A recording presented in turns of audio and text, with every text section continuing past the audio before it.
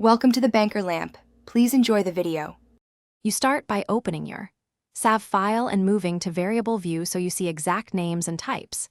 Make sure the variable you'll change is the right type, numeric versus string, because replacements must match format. Once done, note the old value or pattern you want to find and choose a replacement that fits the variable's width and decimals. This avoids truncation or errors. Now switch back to Data View to begin a targeted replace operation.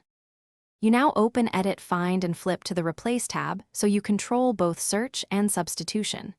Enter the exact text or numeric value. If it's a string, include exact spacing.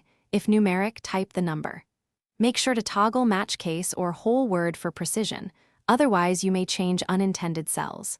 Then limit scope to the current variable or all variables.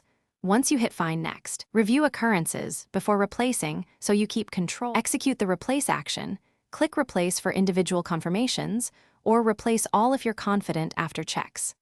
After replacing, immediately run a frequencies or descriptives on the variable to confirm counts and spot unexpected changes. If values didn't update, make sure the variable's type matched your replacement and review missing value coding.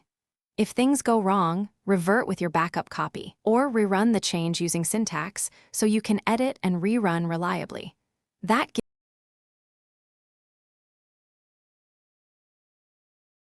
Thanks for watching. If this was helpful, leave a like and consider subscribing. See you next time.